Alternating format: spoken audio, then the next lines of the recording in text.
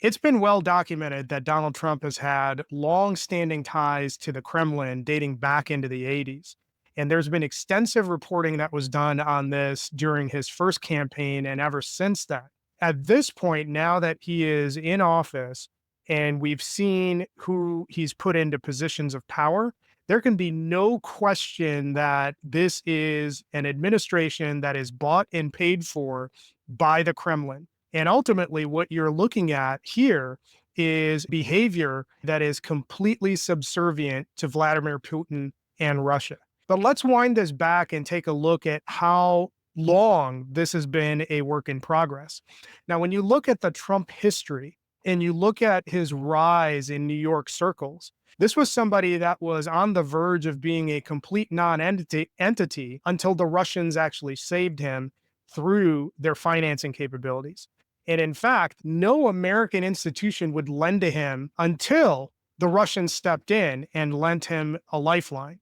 And that lifeline included some shady financing from Deutsche Bank, which has now been paid off in the first few days of his current administration. That lifeline set the stage for a series of complex financial and money laundering operations that were funneled through Trump properties all around the world. One of the interesting things to observe about Trump's financial ties, and this is why he's been so hesitant in disclosing any of his financial arrangements, is because it's layered with multiple levels of financial fraud that's buried under dubious transactions. In fact, BuzzFeed actually did an investigation where they found that Trump made millions and even billions selling condos in cash deals to unknown buyers. In fact, when they dug in, they found that almost one-fifth of Donald Trump's condos had been purchased from the 80s in all cash transactions. That accounts for 1,300 Trump condos in the US that were bought by shell companies. And those purchases were made without a mortgage and avoided inquiries from lenders.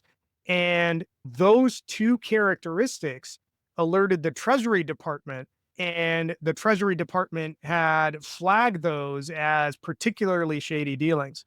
And that's just what was visible in US dealings. Keep in mind, Trump has properties all around the globe, which would be subject to similar transactions and even less oversight. All of those condo deals are from the 80s, 90s, and early 2000s, and they represent just a small piece of the criminal enterprise and the Russian influence that is baked into everything Trump has been involved with. And if you actually look even further, a good documentary for everybody to check out is Active Measures, which details all of the influences in and around the Trump campaign and the Trump organization that point directly to the Russian underworld, which is deeply controlled and tied into the Kremlin itself. One of the interesting things to dig into even further has to do with Trump's deep ties and longstanding ties with the Kremlin.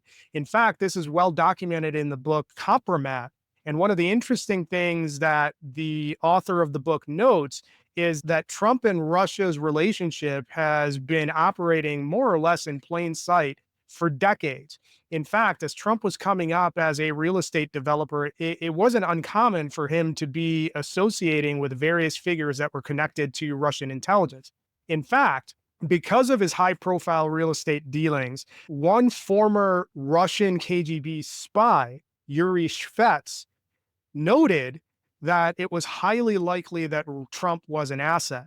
In fact, he's documented and quoted in the book Compromat several times. And one of the things that he mentioned was that Trump would have made an attractive Russian asset because of his visibility and because of his financial dealings and financial instability.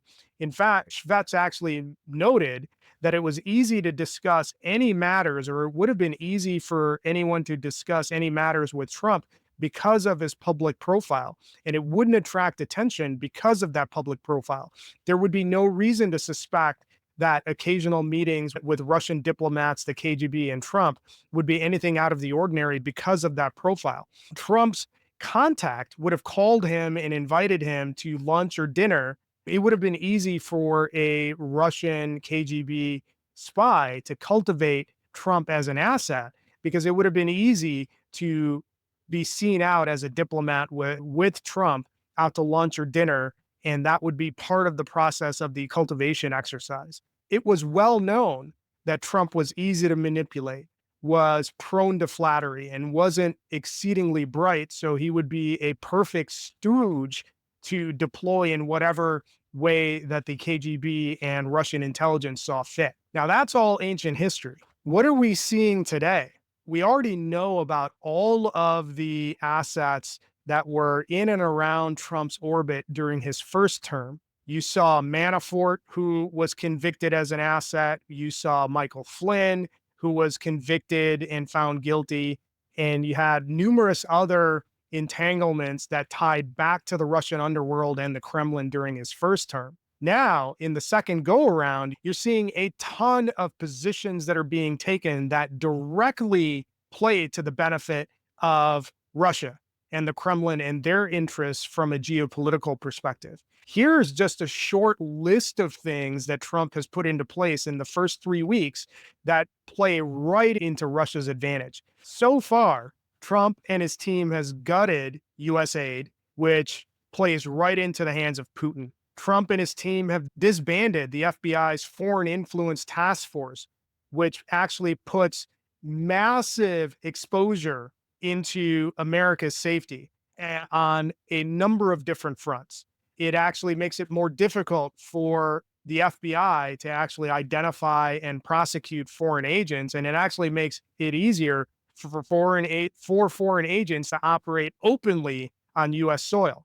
Trump just nominated Tulsi Gabbard, and she's been approved to the cheers of state-run Russian media. And this foreign asset, who has been long suspected of being a Russian asset and regularly spouts Russian propaganda, is now in charge of intel. Trump regularly vouches for Putin and calls for peace in the region to the detriment of Ukraine.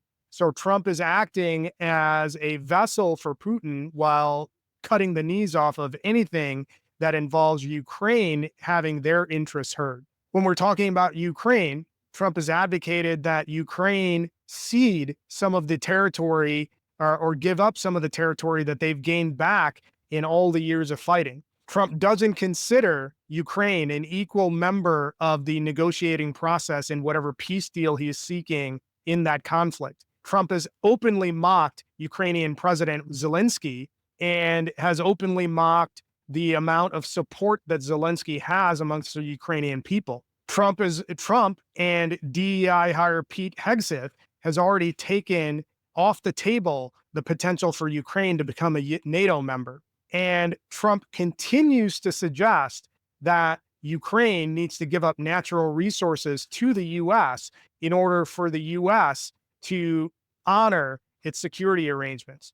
Just these few things point to how wholly owned and compromised Trump and this administration is to foreign influence. And that's just when you talk about the Russian ownership of Trump. When you think about India, China, and various other Middle Eastern countries who have assets that are planted in the Trump administration, there is no telling how much foreign influence is working behind the scenes to the detriment of the American citizen in this current Trump administration. If there is any doubt that this administration is ignoring its oath of office to defend and protect the Constitution and the American people, this should remove it. The fact that all of this is common knowledge and that all of this clearly benefits foreign adversaries versus the US, and yet you have Republicans and Trump supporters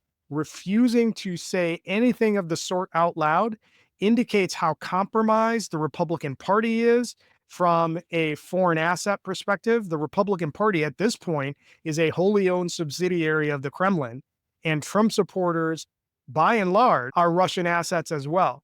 They're the useful idiots that are walking around today cheering for their leader who is selling out everything and everyone that isn't nailed down to foreign adversaries. That is the state of this administration. Congratulations, Republicans and MAGA.